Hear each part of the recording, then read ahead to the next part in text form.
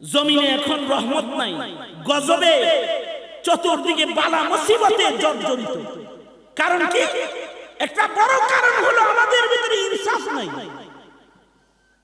আশ্চর্য একটা বিষয়, জুলুম এটা এমন একটা বিষয়, জুলুম করা লাগে না। কেউ যদি জুলুমের নিয়ত করে যে হে জুলুম করব মুখের উপরে, এরকম নিয়ত যদি খালি করে, সাথে সাথে আল্লাহ তাআলা রহমত বন্ধ করে দেয়। আর ইনসাফ এত বড় গুণের নাম, ইবাদতের নাম। কেউ যদি নিয়ত করে যে আমি ইনসাফ করব, নিয়ত করার সাথে সাথে আল্লাহ তাআলা রহমতের দরজাগুলো সব খুলে দেন। আল্লাহু আকবার কাবীরা।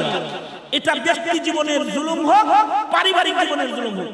অনেক বাপেরা নিয়ত করে যে মেয়ে করে কিছু দিতেছি না, সব পোলা করে দিবে, এটা একটা জুলুম।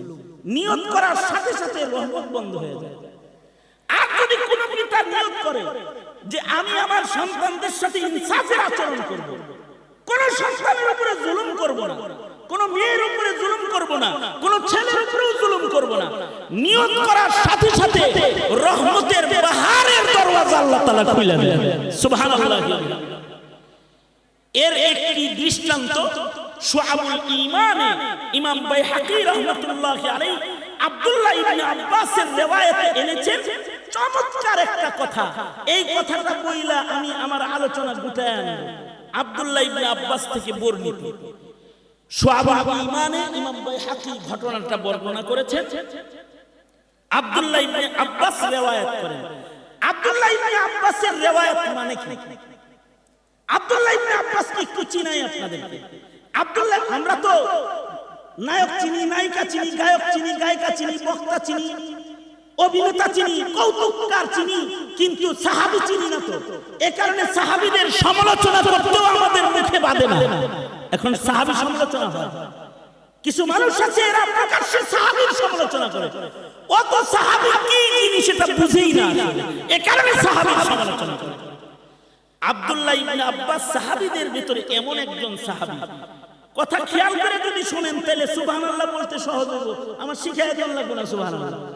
আব্দুল্লাহ ইবনে আব্বাস এমন একজন সাহাবী, যেই সাহাবী নবীর ওফাতের সময় ওনার বয়স ছিল মাত্র 13 বছর, কিন্তু উনি সাহাবীদের ভিতরে কুরআন শরীফের জ্ঞান নবীর কাছ থেকে মাত্র 13 বছরে সবচেয়ে বেশি গ্রহণ করেছেন। কত বছরে? আবার বলেন, বয়স কত বছর? 13 বছর। নবীর ইন্তেকালের সময় ওনার বয়স 13 বছর, কিন্তু কোরআনের জ্ঞান সবচেয়ে বেশি গ্রহণ করেছেন আব্দুল্লাহ ইবনে আব্বাস রাদিয়াল্লাহু আনহুমা। ওনাকে বলা হয় রাইসুল মুফাসসিরিন। 13 বছর বয়সে রাইসুল মুফাসসিরিন। আচ্ছা, আরেকটু পিছন থেকে আসি। 9 বছর বয়সে ওনার জ্ঞান 90 বছরের চেয়ে বেশি। অনেকে আছে 90 বছর বয়স কিন্তু 9 বছরের আকল বুদ্ধিও নাই। বাপ মাও আবার হ্যাঁ করে বাচ্চাদের চিন্তা করে, কি কয় জানেন? ছেলে কিন্তু কলেজে পড়ে, অপরাধ করছে জঘন্য একটা, বিচারে যায় বাপে কয় বাচ্চা মানুষ লেখাপড়া করে তো এখনো বুঝে টুঝে না, অথচ হ্যাঁ যদি 5 বছর আগে বিয়ে করাইতো তো 5 বছরে 5টা বাচ্চা হইতো। হ্যাঁ না বুঝে না, বাবা মাই কয়। আর আব্দুল্লাহ ইবনে আব্বাস হলো 9 বছরের বাচ্চা, তাকে ওনার বাবা মা বলে কি, ওনার বাবা মা ওনাকে বলতেছে 9 বছরের বাচ্চাকে, এই ছেলে রাতের বেলায় ঘুমাও কেন?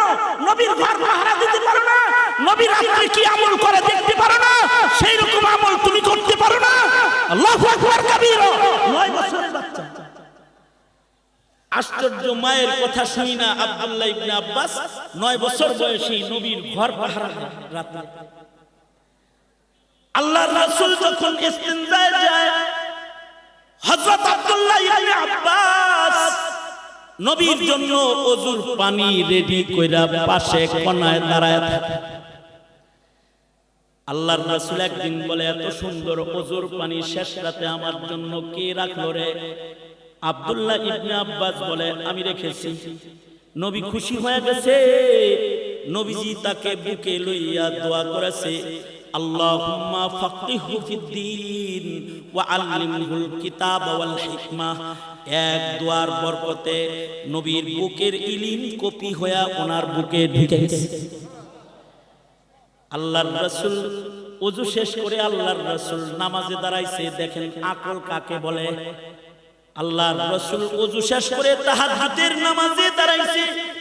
আব্দুল্লাহ ইবনে আব্বাসকে আল্লাহর রাসূল বাম পাশে দেখেছে, সে নামাজে দাঁড়াইছে অথচ নামাজ পড়তে পারে। নবীর পাশে নামাজে বাম পাশে দাঁড়ায় গেছে।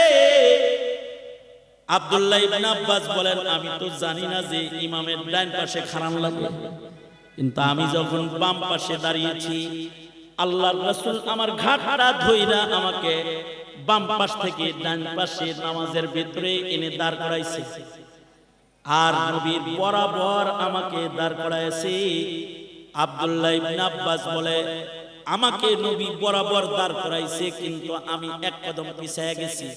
আবার নবী টান দিছে, তো আমি আবার পিছায় গেছি। নামাজ শেষ করে আল্লাহর রাসূল বলে, আব্দুল্লাহ রে, আমি তোমাকে আমার পাশাপাশি দাঁড় করাই, তুমি এক কদম করে পিছনে কেন যাও? আব্দুল্লাহ ইবনে আব্বাসের বয়স কিন্তু মাত্র 9 বছর।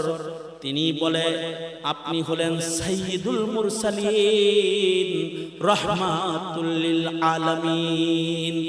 নবীর বরাবর আমি সাধারণ উম্মত হয়ে কেমনে দাঁড়াইতে পারি গো নবী?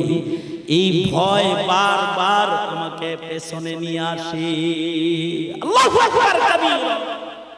এগুলো কি আদব? কিছু কিছু বাচ্চাকে দেখবেন মুরব্বিরা বলে, এই বসো বসো, হে তারপরেও দাঁড়ায় থাকে কেন? এটা একটা আদব।